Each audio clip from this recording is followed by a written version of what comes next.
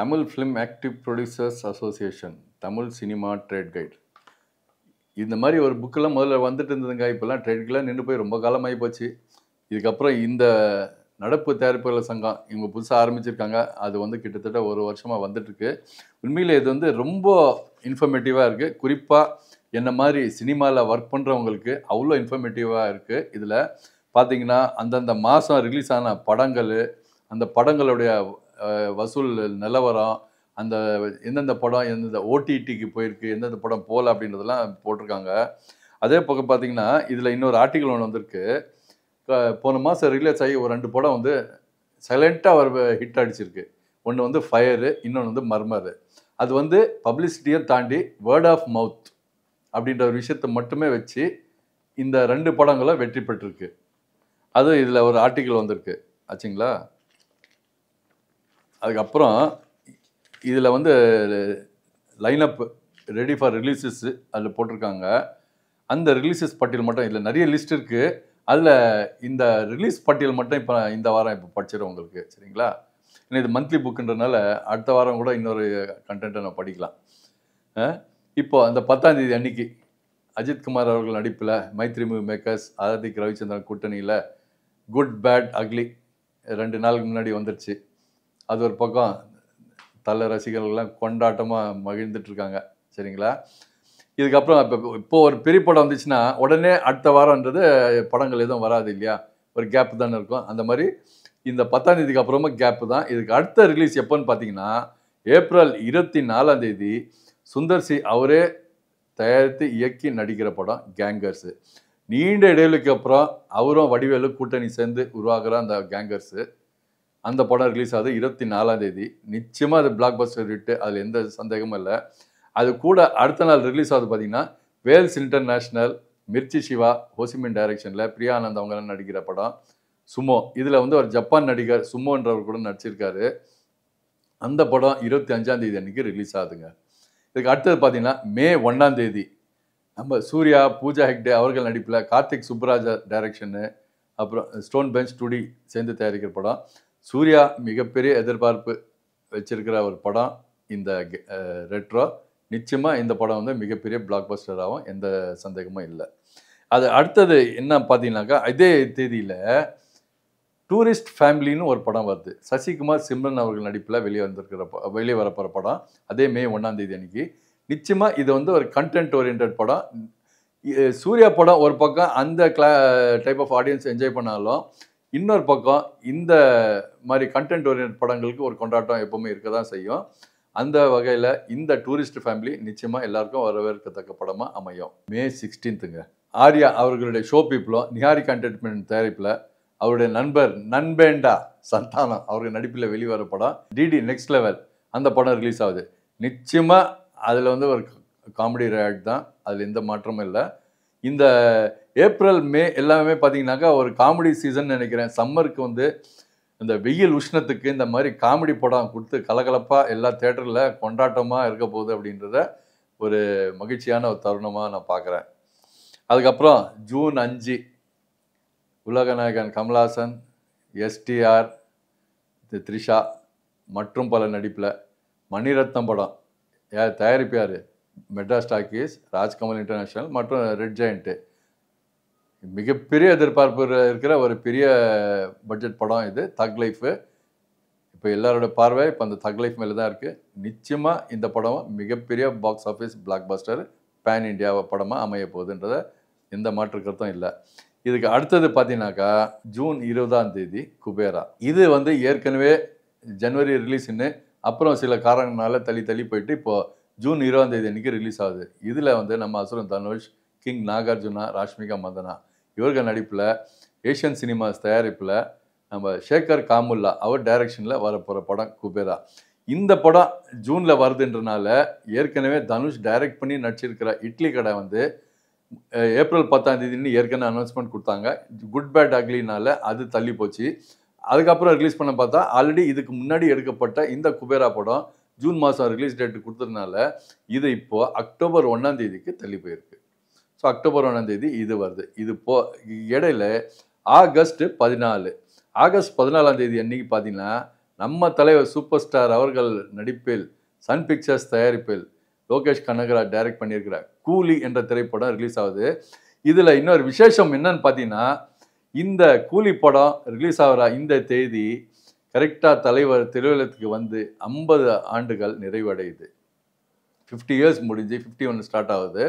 ஏன்னா கரெக்டாக 1975 ஆகஸ்ட் 15 அன்னைக்கு அபூர்வ ராகங்கள் மூலியமாக நமக்கு வந்து என்டர்டெயின் பண்ண ஆரம்பித்த தலைவர் இந்த கூலி படத்து மூலிமா 50 வருஷம் 172 படங்கள் நம்மளை மகிழ்ச்சிருக்காருன்னு சொல்லணும். இது போக அடுத்தடுத்த படங்களோட ரிலீஸ் டேட்டுங்க வரும்போது அடுத்தடுத்த வாரங்களில் நான் உங்களை சொல்கிறேன். இப்போ இது வரைக்கும் அந்த படங்களோட ரிலீஸு பட்டியல், அந்த சம்மர் ஸ்பெஷல் அதெல்லாம் பார்த்தோம். இப்போ நான் பேச போகிற விஷயம் பார்த்திங்கன்னா, தமிழ் திரையுலகத்தில் இப்போ நடந்துட்டு இருக்கிற ஒரு பிரச்சனை. அதாவது தமிழ் திரைப்பட தயாரிப்பாளர் சங்கம் மற்றும் FEFSI, film employees federation of south India, இவங்க 2 பேருக்குள்ளே நடந்துட்டு இருக்கிற ஒரு பிரச்சனை. என்னடா பிரச்சனைன்னு பார்த்தோன்னா, ஒரு நடிகரை டார்கெட் பண்ணி வெவ்வேறு விதமாக ஒருத்தர் மேலே ஒருத்தர் பழி போடுற மாதிரி ஒரு விஷயம் இங்கே போய்கிட்டு இருக்கு. அதாவது தயாரிப்பாளர் சங்கம் வந்து நடிகர் தனுஷ் நான் கோஆப்ரேஷன் கொண்டு வரணும் அப்படின்னு பெப்சி கிட்ட சொன்ன மாதிரி, ஏன்னா அவர் வந்து தயாரிப்பாளர் சங்கத்தோடைய செக்ரட்டரி கதிரேசன், 5 ஸ்டார் கதிரேசனுக்கு சில வருஷங்களுக்கு முன்னாடி ₹3 அட்வான்ஸ் வாங்கினதாகவும், ₹3-4 அட்வான்ஸ் வாங்கிட்டு டேட்டுக்கு கொடுக்கல, அதனால் அவருக்கு வந்து அடுத்தடுத்த படங்கள் எடுக்கும்போது நான் கோஆப்ரேஷன் கொடுக்கணும்னு சொல்லி பெப்சிக்கு அழுத்தம் கொடுத்த மாதிரி, அது சம்மந்தமாக ஒரு ப்ரெஸ் மீட்டில் ஆர்கே செல்வமணி அவர்கள் பேசியிருந்தாங்க.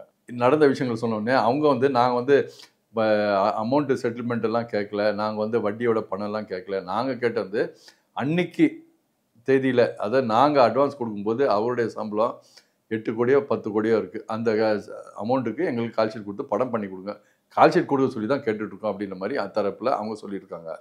ஆனால் உண்மை என்ன நடந்துச்சுன்னு 2 பேரும் தெளிவாக, இவர் ஒரு பக்கம் பாயிண்ட்ஸ் வச்சு பேசிகிட்டு இருக்கார், அவர் ஒரு பக்கம் ப்ரெஸ் மீட் வச்சு சொல்லிட்டு இருக்காங்க.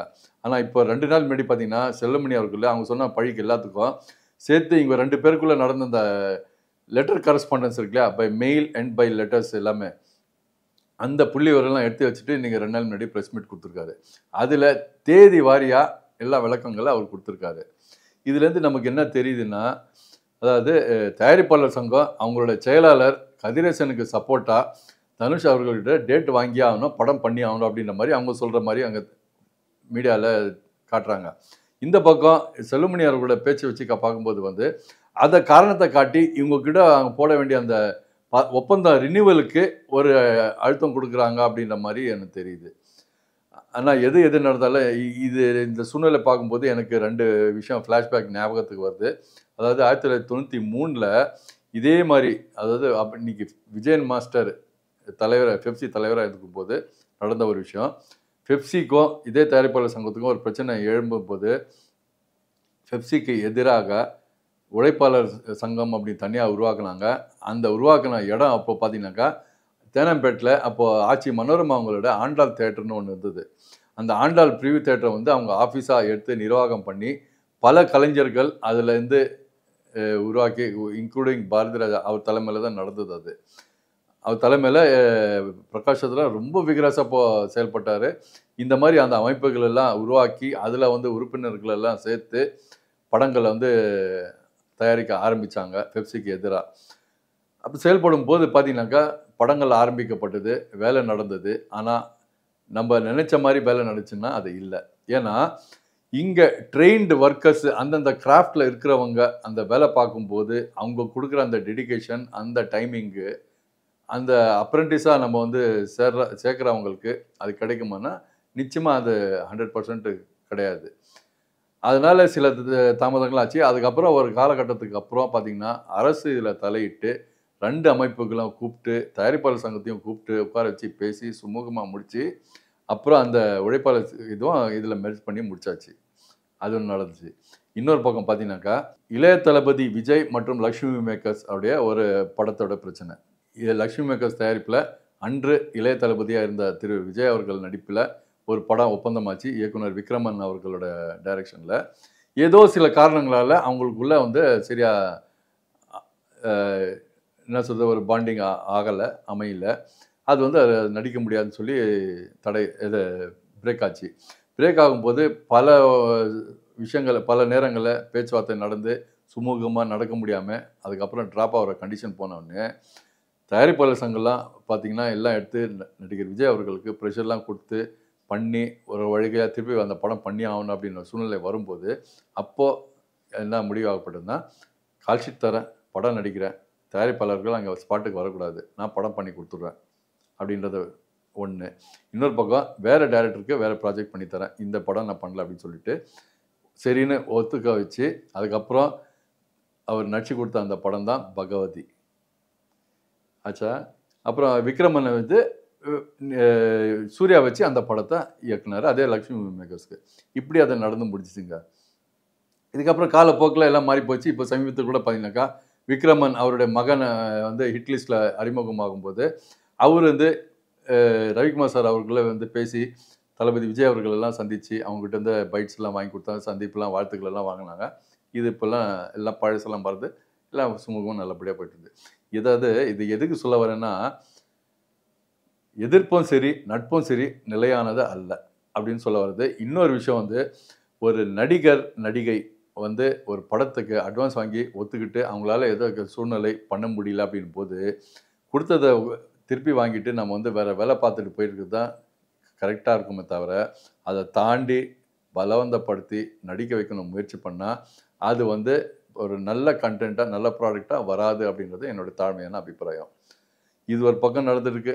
இன்னொரு பக்கம் வாட்ஸ்அப் வந்து பார்த்தாக்கா நம்ம சினிமா குரூப்பில் இருக்க வாட்ஸ்அப் பார்த்தாக்கா சம்மந்தம் இல்லாதவன் பார்த்தீங்கன்னா தானம் தான் வந்து கதிரேசனுக்கு பதிலாக பணம் கொடுத்த மாதிரியும் வட்டி கொடுத்த மாதிரியும் அந்த அளவுக்கு காய்ச்சி மூச்சுலாம் சொல்லி கதறிட்டு இருக்காங்க 2-3 பேர். அதில் ஒருத்தர் பார்த்தீங்கன்னா நம்மளோட சக பிஆர்ஓ ஒருத்தர் அப்படி கத்திக்கிட்டு இருக்காங்க. இதெல்லாம் எங்கே போய் முடியுதுன்னு தெரியல. அதான் என்ன எதுன்னு தெரியாது. ஏதோ 10 பேர் குரல் கொடுத்தா சேர்த்து 11வது நம்மளும் குரல் கொடுக்கணும். அதான் எல்லா இடத்துலையும் நடந்துட்டு இருக்கோம் பொது சமாச்சாரங்களை. இங்கேயும் அதுதான் நடக்குது, இங்கே கொஞ்சம் அதிகமாகவே நடக்குது அப்படின்னு தான் பார்க்கணும். ஆனால் எது இருந்தாலுங்க இது வந்து என்ன தெரிஞ்ச வரைக்கும் இது வந்து தனுஷ் சார் அவர் சைட்லேருந்து தப்பு இருக்கா இல்லையான்னு தெரியல. ஆனால் இது அவருக்கு விருப்பம் இல்லை. அது வந்து கொடுக்குற அட்வான்ஸு நான் வந்து வட்டியோட திருப்பி கொடுத்துறேன்னு சொல்லிட்டு நம்ம நடிகர் சங்கம் மூலியமெல்லாம் பேசி முடிச்சிருக்கும் போது அது வாங்கி முடிச்சுட்டு அதோட அந்த கதையை முடிச்சுட்டு போயிட்டு இருக்கிறது தான் அவருக்கும் நல்லது இவருக்கும் நல்லதை தவிர இதை தாண்டி இதை பிரச்சனையாகணும்னு நினச்சி இன்னும் பெருசாக போய்கிட்டே இருந்தேனாக்கா நிச்சயமாக இது வந்து ஒரு சுமூகமான ஒரு முடிவாக இருக்காது, 2 பேருக்கும் ஒரு ஆரோக்கியமான ஒரு விஷயமா இருக்காது. எப்படி இருந்தாலும் அவர் நடிகர் அவர் கடந்து போய்கிட்டு இருப்பார். நீங்கள் வந்து மிஞ்சி போனால் தமிழில் தடை போடலாம். அவர் வந்து பிற மொழி கலைஞராக நீங்கள் மாறிட்டார். தமிழ் என்ன தெலுங்கு ஹிந்தி இன்னும் பண்ணிட்டு போயிட்டு இருக்க போகிறாரு. அவருக்கு பாதிப்பு கிடையாது, பாதிப்பு உங்களுக்கு தான். ஏன்னா நீங்கள் தமிழ் படங்கள் மட்டும்தான் எடுத்துகிட்டு இருக்கீங்க. அதனால் அது திரையுலகத்தில் ஒரு வேண்டுகோளாக வைக்கிறேன், தயவுசெய்து இதுக்கு வந்து எவ்வளோ சீக்கிரமாக சுமூகமாக பேசிட்டு ஒரு முற்றுப்புள்ளி வைக்க முடியுமா வச்சிங்கன்னா உங்களுக்கு நல்லது, திரையுலகத்துக்கும் நல்லது, இந்த சண்டைக்கு ஒரு முடிவுக்கும் வரும்.